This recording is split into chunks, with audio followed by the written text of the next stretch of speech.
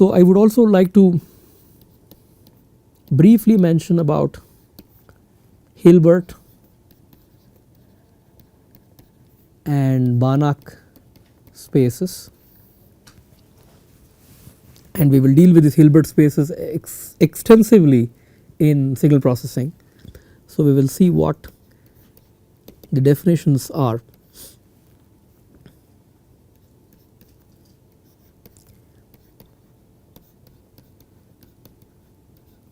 A complete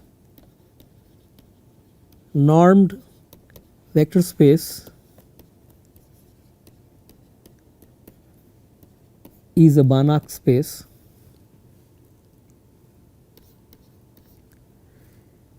and a complete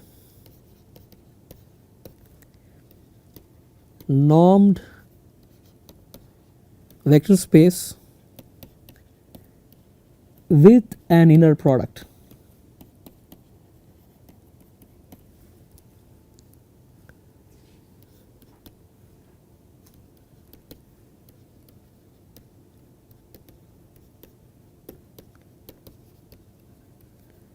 So a complete normed vector space with an inner product, this is called a Hilbert space.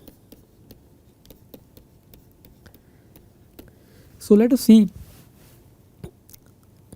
some examples as to what we mean by this.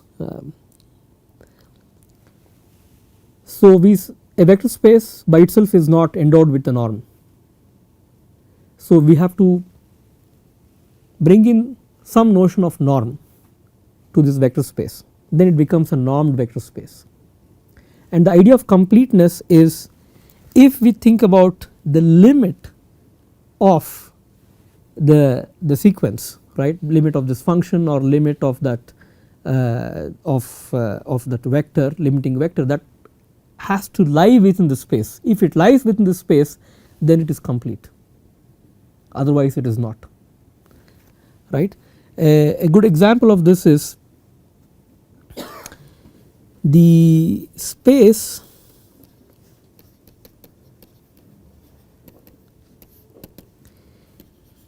of all continuous functions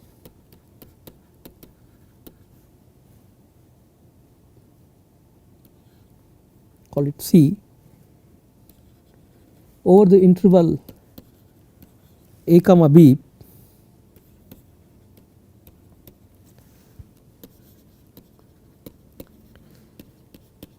forms a Banach space under L infinity, but not for LP p less than infinity, as some sequence of functions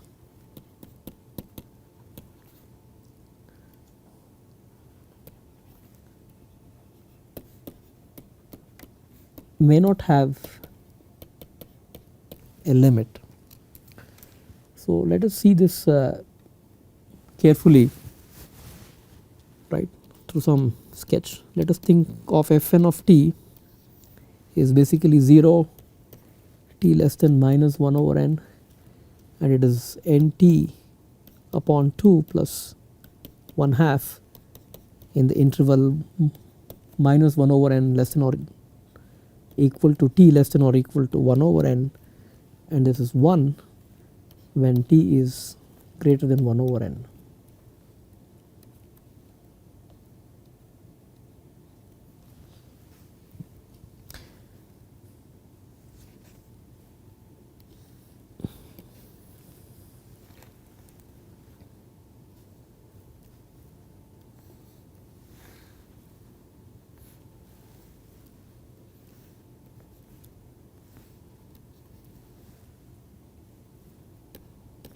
So you look at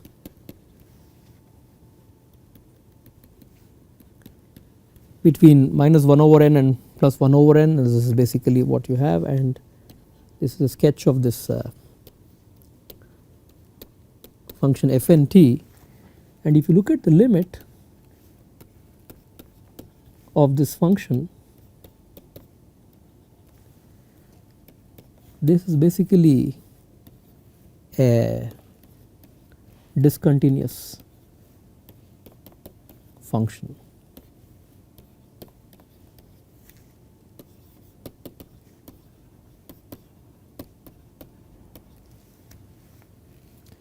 And since it is a discontinuous function,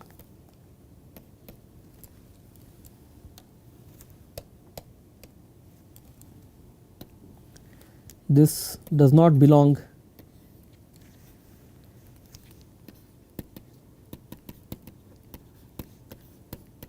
to the space of all continuous functions. So, this is a good example for the case where the completeness property is not satisfied, right. So, now if it has to be a Hilbert space,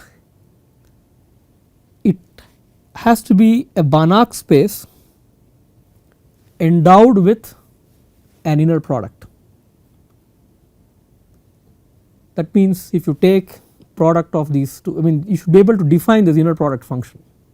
If you cannot define, then there is a trouble, right. So, if it is endowed with an inner product, then it becomes a Hilbert space, and we will see extensively how these Hilbert spaces are useful for us in various signal processing applications. Okay. So, this basically sets us pretty much into various notions of these spaces in basically starting with vector space, endowing the vector space with a norm, then getting into the inner product, right, and then sort of extending these to the notion of what a Banach space is and what a Hilbert space is, right. I mean this is sequential flow. There are two other interesting spaces that we are interested in. One is basically orthogonal subspaces. We will see what the definitions are.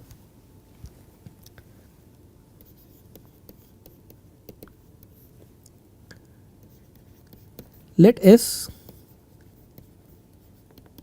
be a vector space, let V and W be subspaces of S. Now, V and W are orthogonal if every vector V belonging to the space V is orthogonal to every vector W belonging to the space W, that is the inner product of V with W is 0. And we might want to construct such orthogonal subspaces because we want them to be distinct, right, and this property we will see where and how we can construct such orthogonal subspaces etc. when we deal with wavelet transforms and so on. So, all this we are studying here will be basically applied when we study transforms and see how we can create such subspaces. And there is also another definition for orthogonal complement. For a subset V of an inner product space S, the space of all vectors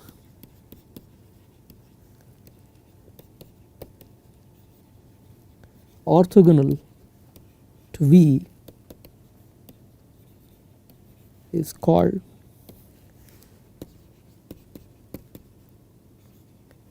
the orthogonal complement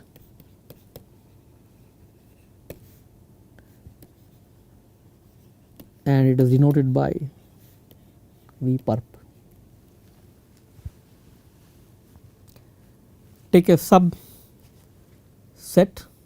and let that be the space of vectors, and if it is and the space of all vectors which are orthogonal to this V, they are basically called orthogonal complement given by V perp.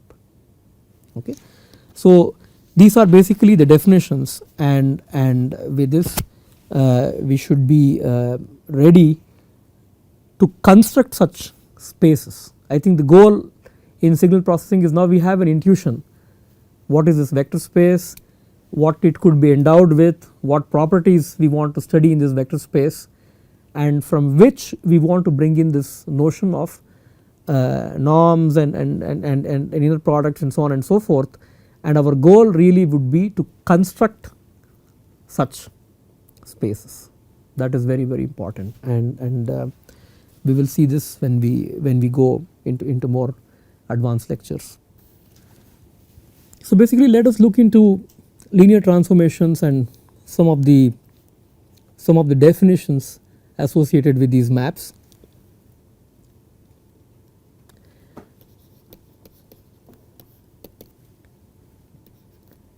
Let L be defined as a mapping from X to Y, and basically L is a transformation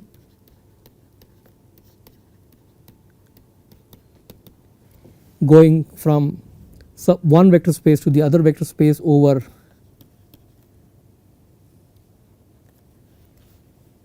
a same scalar field R.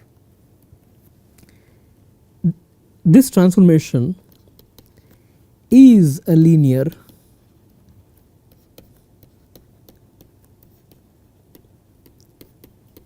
transformation if the following properties hold. L of alpha x for some x belonging to this space X is basically alpha times L of x, the mapping of this vector x under this transformation, and then L of x1 plus x2 is basically L of x1 plus L of x2, right. Let us call this as A, this is B.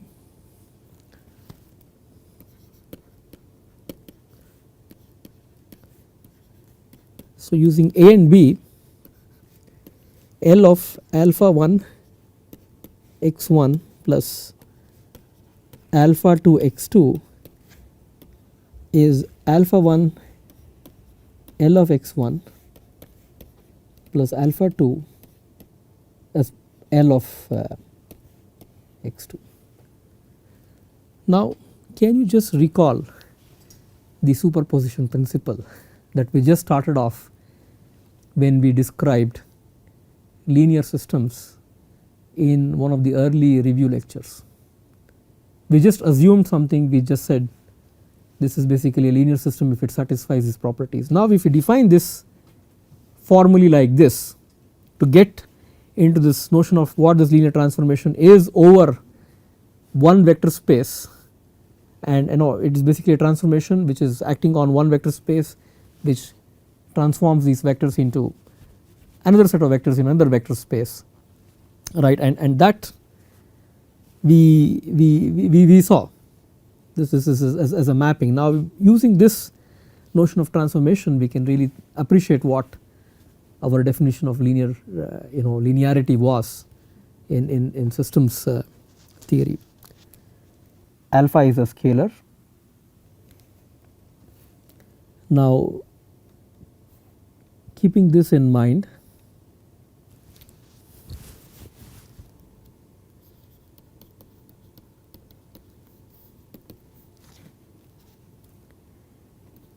if X is the set of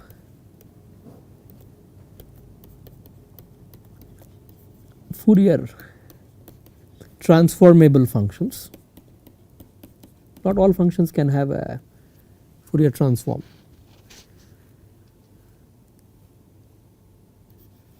Let Y be the set of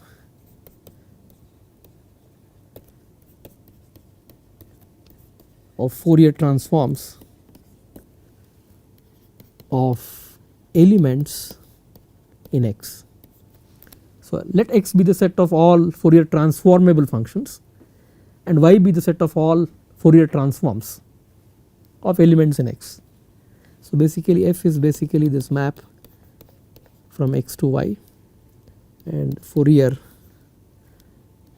of X of t is given by this integral minus infinity to plus infinity X of t e power minus j omega t dt, right. Check if this mapping F is linear.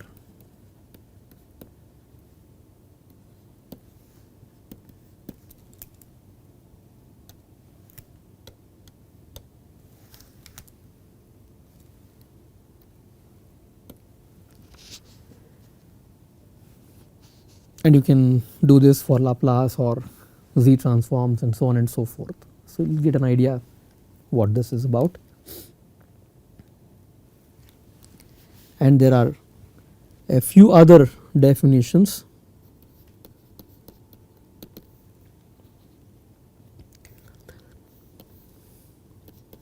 There is something called the range space of L, which is given by R of L,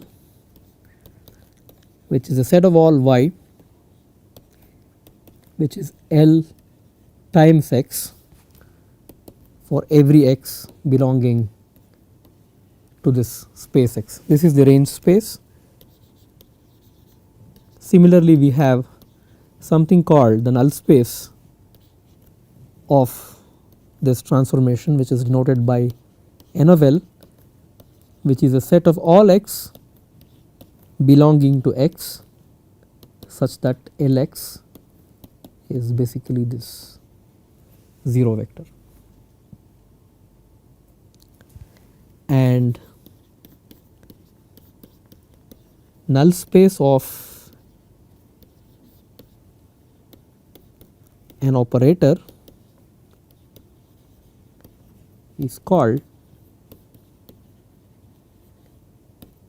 the kernel of the operator. These are some definitions. So, now given some linear transformation, you can figure out what the range space is, what the null space is, and you can examine some of these properties. So, I think with this we are sort of set in terms of all the essentialities we need from linear algebra towards this course. So, this is basically sort of a quick review that we sort of had from linear algebra, because this itself, this topic of linear algebra itself is a semester long lecture series, right. And here we are not doing a linear algebra course here, but just enough of that which is required for us to set the pace for this course, and then we will extensively use what all we have studied so far in the rest of the lectures.